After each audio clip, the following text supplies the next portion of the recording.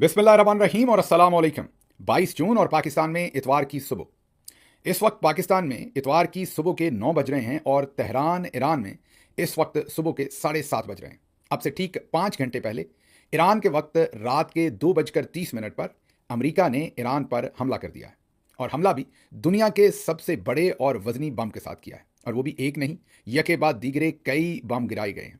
Iran की 3 nuclear sites के ऊपर, जिसमें फर्दो भी शामिल है, जिसके बारे में हमने पूरी तफसील से आपको बताया था और ये भी बताया था कि उसके लिए एक ही बम तैयार किया हुआ है और देखते हैं कि वो कितना नुकसान पहुंचा पाता है, क्योंकि किसी को हतमी तौर पर नहीं पता कि वो बम भी उसको इफेक्टिवली डिस्ट्रॉय कर सकता है कि नहीं, लेकिन अब वो बम उस पर गिरा दिया है। सदर ट्रंप ने कहा तो ये था कि वो 2 हफ्ते लेंगे। फील्ड मार्शल साहब से मिलने के फौरी बाद उन्होंने स्केड्यूल जारी किया था इस जंग का और कहा था कि अगले 2 हफ्ते के अंदर अंदर हम हमला करने का फैसला करेंगे। हमने उसी दिन व्लॉग करके आपको बताया था कि जंग का स्केड्यूल अब जारी हो गया है और किसी भी वक्त हमला हो जाएगा। हालांकि सदर ट्रंप ने कहा था कि 2 हफ्ते के अंदर अंदर हम फैसला करेंगे, लेकिन जाहिर है चीज़ें सब क्लियर थी। शायद उन्होंने पाकिस्तानी गवर्नमेंट और रजीम के साथ ही अपनी फैसले को रोके हुआ था और जैसे ही उन्हें इनके साथ बातचीत हो गई तो उन्होंने फौरी तौर पर स्केड्यूल जारी किया और अब आखिरकार हम ये कह सकते हैं कि अमली तौर पर ईरान और अमेरिका की जंग शुरू हो गई है। अब देखते हैं ईरान जवाब दे पाता है, नहीं कितना जवाब दे पाता है, लेकिन अमेरिका ने अब खुद से, पहले तो इसराइल और ईरान की जंग चल रही थी, अब अमेरिकी तैयारों ने जाकर बाज़ाब्ता तौर पर यह जंग शुरू कर दी है, क्योंकि उन्होंने जो GBU-57, जी हाँ, दुनिया का जो सबसे वजनी बम है, जिसे मैसिव ऑर्डिनेंस पेनिट्रेटर कहते हैं या बंकर बस्टर कहते हैं, उसको डिप्लॉय कर दिया है और मल्टीपल बम्स जो हैं वो गिराए हैं। आपको हमने कल ही एक व्लॉग में बताया था कि इस बम को सिर्फ और सिर्फ B-2 जो बॉम्बर्स स्टेल्थ प्लेन है सिर्फ वो गिरा सकते हैं, और हमारे पिछले व्लॉग में ही हमने आपको इन्फॉर्मेशन दी थी कि जो मसूरी की एयरफोर्स की अमेरिका की बेस है, वहाँ से 2 या 3 जो B-2 बॉम्बर्स हैं उन्होंने उड़ान भरी थी और रवाना हुए थे वो मशरक़ वस्ता की तरफ, और ये हमने आपको कल खबर दी थी और उस वक्त आपको ये भी बताने की कोशिश की थी कि किस तरीके से ये इस्तेमाल हो सकते हैं, क्योंकि उनकी रीफ्यूलिंग भी ज़रूरी होगी, और साथ ही हमने आपको ये खबर दी थी कि इसी बेस से रीफ्यूलिंग करने वाले जहाज़ भी उनके साथ उड़े थे। पहले आपको डिटेल दे दें कि ये कहाँ कहाँ हमला हुआ है, कितना नुकसान हुआ है, फिर आपको ये बता दें कि उसके बाद सदर ट्रंप ने एक स्पीच की है, अपनी कौम से खिताब किया है, उसमें उन्होंने क्या कुछ कहा है। फिर अमेरिका के अंदर अब कुछ बहुत मुतबर आवाज़ें जो है इस जंग के खिलाफ खड़ी हो गई हैं। उनका कहना है कि कांग्रेस से अप्रूवल लिए बगैर ये जंग सदर ट्रंप ने शुरू कर दी है। अब ये जंग का आगे बनेगा क्या, क्योंकि तेल की कीमतें तो पहले ही आसमान पे चली गई हैं, उसके साथ साथ और जो खिते की बदलती सूरत हाल है, मतलब चाइना इस पर क्या रोल प्ले करेगा, रशिया क्या करेगा, क्या वर्ल्ड वॉर 3 की तरफ हम जा रहे हैं, तो पूरी सूरत हाल जो है वो आपके सामने रखते हैं। तो पहले तो हमने आपको बताया कि ये अमेरिका में उस वक्त जून की 21 तारीख थी, लेकिन ईरान में जून 22 हो चुकी थी और सुबह के 2:30 थे सुबह के, जब अमरीकी US B-2 स्टेल्थ बॉम्बर्स ने GBU-57 जो उनका बम है, बंकर बस्टर, उसको उन्होंने फेंका उन्होंने फर्दो के ऊपर, जिसका हमने आपको बड़ी तफसील से फर्दो का आपको बताया था। न्यूक्लियर साइट जो पहाड़ों के अंदर है और बहुत डीप बनी हुई है, उसके साथ ही नेटन्स और उसके साथ ही इस्फहान, इन तीनों, इस्फहान, नेटन्स और फर्दो, ये जो 3 उनकी न्यूक्लियर साइट्स थी जहां पर ये कह रहे थे कि वो इनरिचमेंट कर रहे हैं और एटम बम बनाने के लिए इनरिचमेंट कर रहे हैं, उनके ऊपर दुनिया का सबसे बड़ा और दुनिया का सबसे वजनी एटम बम जो है वो फेंका है। वजन के हिसाब से आप देखें तो कई बसों जितना वजनी एक बम होगा, क्योंकि एक बम का वजन जो है वो 15,000 किलोग्राम से ज़्यादा या तकरीबन 15,000 किलोग्राम का है। एक B-2 बॉम्बर स्टेल्थ प्लेन जो है वो 2 बम्स लेके जा सकता है, और कहा जा रहा है कि 6 इसके अंदर, कुछ मीडिया आउटलेट्स बता रहे हैं कि 6 B-2 बॉम्बर जो हैं वो इसमें इस्तेमाल हुए। मजीद इन्फॉर्मेशन इसकी ये भी है कि ईरानियन ऑफिशियल्स ने कन्फर्मेशन दे दी। उन्होंने कहा कि बिल्कुल हमारी साइट्स के ऊपर रात के 2:30 पर हमला हुआ है, नुकसान हुआ है, लेकिन कोई भी जानी नुकसान वहां पर नहीं हुआ। ईरान की इस कंफर्मेशन के बाद ये तो तय हो गया, ये तो क्लियर हो गया कि हमला बाकायदा किया भी गया और इफेक्टिवली हुआ भी, और बम्स जो है वो वहीं पर फेंके गए। अब क्योंकि ये दुनिया का सबसे बड़ा और वजनी बम है, जिसको GBU-57 कहते हैं, हम आपको इसके बारे में कुछ बता चुके हैं पहले भी। अब इस बम ने तबाही तो मचानी थी। जो इसकी वीडियोस कुछ सामने आ रही हैं, इतना नहीं पता कि कितनी ऑथेंटिक हैं, लेकिन जो कुछ बड़े ही मोतबर जगहों से ये शेयर की जा रही हैं, उनसे तो ऐसे लग रहा है कि ये बम ऐसे ही है बिल्कुल जैसे एटम बम चलता है। बिल्कुल आग का गोला एक इसने फ़ज़ा के अंदर बनाया, नीचे तो जो तबाही मचाई, लेकिन ऊपर तक ऐसे आग का गोला बनाया जैसे माजी में आप डिफरेंट डॉक्यूमेंट्रीज़ में जो हिरोशिमा नागासाकी का एटम बम का धमाका लोग प्रिडिक्ट करते हैं या डिपिक्ट करते हैं, माजरत प्रिडिक्ट कह दिया, जिस तरीके से डिपिक्ट करते हैं, बिल्कुल उसी तरीके की सूरत हाल वहाँ पर बनी। जो आवाज़ आई इस बम धमाके के बाद और जो इससे इससे जिस तरह की तबाही नज़र आ रही है और जिस तरह की आग नज़र आ रही है, उससे आप उस सारे इलाके की तबाही के बारे में खुद समझ सकते हैं। अब ये जो नंबर्स हैं मैं अगले आपको देने लगा हूँ, ये ईरानी वर्जन इसमें शामिल नहीं है। ये जो इंटरनेशनल एजेंसी है, जो IAEA, जो इंटरनेशनल एटॉमिक मामलात से रिलेटेड जो एजेंसी है, जो इनको देखती है, ऑब्जर्व करती है, वो ये कह रहे हैं कि ईरान 83.7%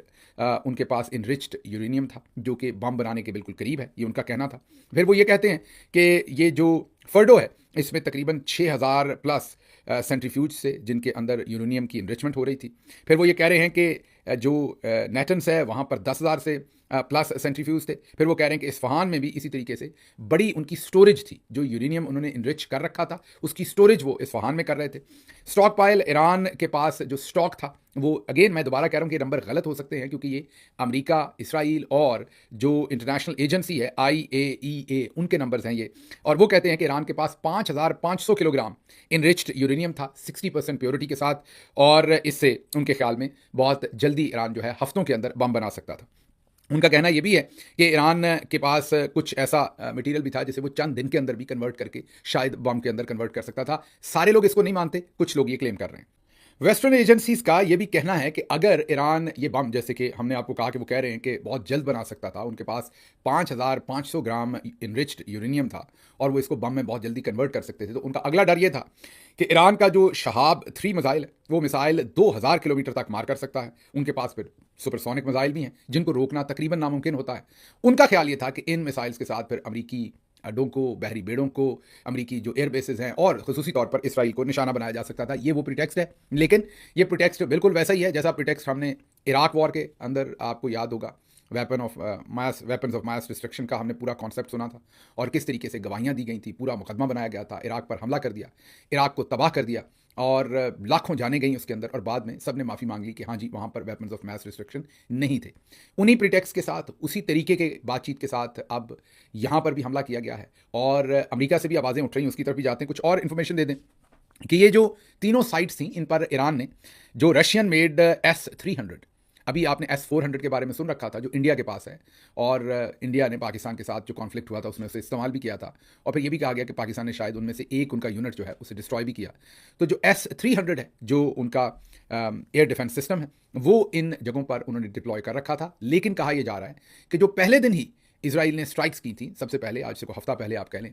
उसी दिन ही उनके S-300 एयर डिफेंस सिस्टम को तबाह कर दिया गया था। तो उनका जो एयर डिफेंस सिस्टम है वो उतना तगड़ा नहीं था, ताकतवर नहीं था कि जो इन B-2 बॉम्बर्स जो स्टेल्थ थे इनको रोक पाता और या इनको वापस हमला कर पाता। इसलिए आप याद कीजिए कि अब से 3-4 दिन पहले ये खबर पहले इसराइल से आई थी, बयान आया था बल्कि खबर के, और फिर अमेरिका से भी आई थी, और अमेरिका से भी बयान आया था आला तरीन सतहों से कि जो ईरान की एयर स्पेस है वो अब हमारे कंट्रोल में है, कब्जे में है। कब्जे का मतलब ये कि हम फ्रीली जा सकते हैं, फ्रीली आ सकते हैं, उनका एयर डिफेंस सिस्टम अब मौजूद नहीं रहा, हमने नाकारा बना दिया है और हमें वापस वहाँ से कोई कुछ नहीं कह सकता। ये हमले क्योंकि मुतवक्के थे, इसलिए मेरा ख्याल इन साइट्स के ऊपर कोई इंसान नहीं था, या था भी तो वो ज़मीन के बहुत नीचे थे। इसलिए ईरान ये कह रहा है कि इसके अंदर कोई जानी नुकसान नहीं हुआ। हाँ, बाकी नुकसान की वो असेसमेंट करेंगे। लेकिन इसमें एक बहुत इंपॉर्टेंट बात है,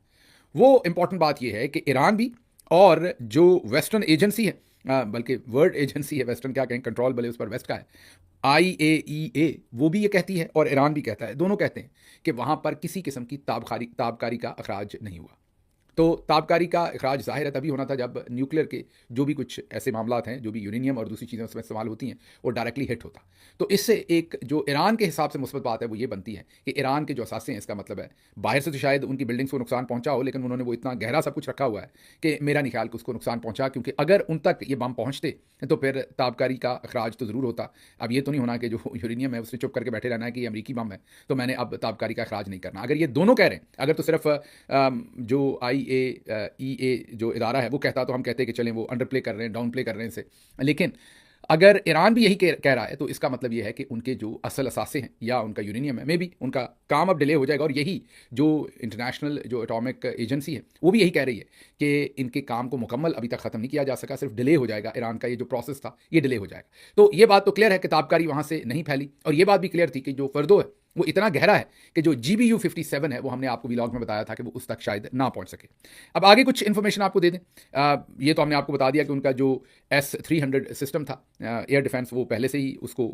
जो है वो न्यूट्रलाइज कर दिया गया था या तबाह कर दिया गया था। हमने आपको ये भी बताया कि 6 के करीब कहा जा रहा है कि ये जो B-2 बॉम्बर, स्टेल्थ बॉम्बर थे, ये इसमें इस्तेमाल हुए।